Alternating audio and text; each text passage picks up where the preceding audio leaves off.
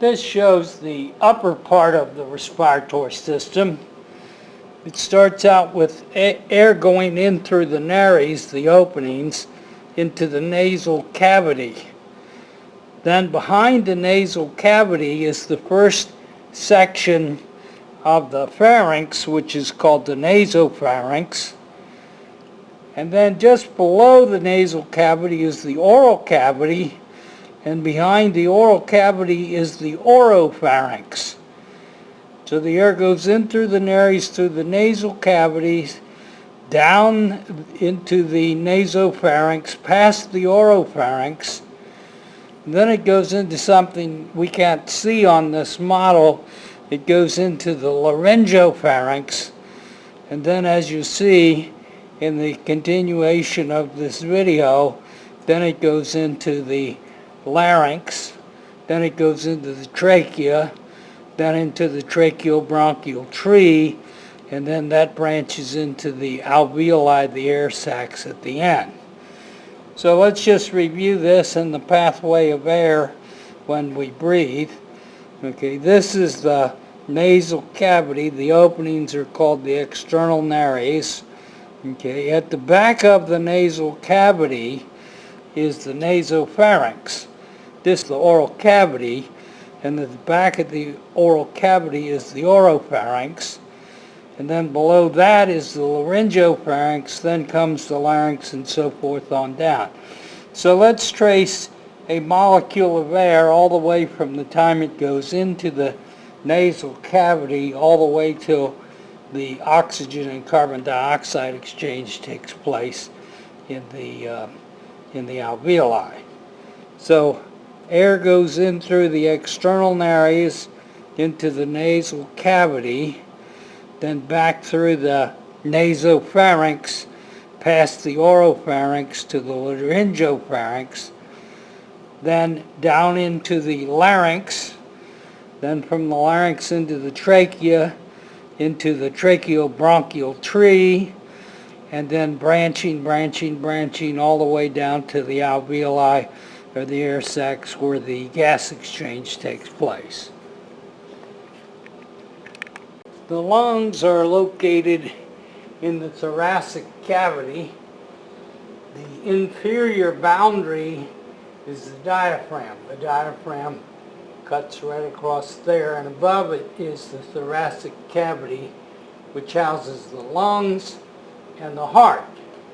So you have the heart in between the two lungs. Okay, if you'll notice, the right lung has 1, 2, 3 lobes, and the left lung has 2 lobes. So if we remove the lungs, here comes the right lung with 3 lobes. Here comes the left lung with 2 lobes. By the way, don't ask me why 2 on one side and 3 on the other. I don't think I've ever read why that is. Okay, and then nestled between the 2 lungs is the heart. And the thoracic cavity is bounded. You can't see it on here, but it's the rib cage that's all around it to protect the heart and the lungs. And if we look at this left lung, this left lung has a cardiac notch. That's another distinctive feature of the left lung. It has a cardiac notch, and that makes room for the apex of the heart. Okay, so we have ribs and intercostal muscles surround the heart and lungs, surround the thoracic cavity, and then going down into the lungs, and then the air comes down through the pharynx, through the laryngopharynx into the larynx, which is right here in the throat, and then coming down from the larynx is the trachea.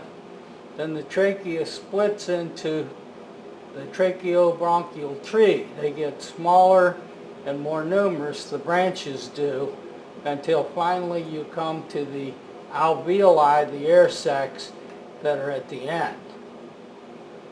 So the lungs are located in the thoracic cavity, bounded inferiorly by the diaphragm, laterally and superiorly, posteriorly and anteriorly by the rib and intercostal muscles. The right lung has 3 lobes and doesn't have the cardiac notch. The left lung has 2 lobes and has the cardiac notch. The heart is nestled in between them, and then leading down into them is, first we go into the laryngopharynx. We'll look a little bit more closely at that, and then that goes down into the larynx, into the trachea. Then the trachea branches into the tracheobronchial tube, and the branches get smaller and more numerous until they terminate in the alveoli, where the gas exchange takes place.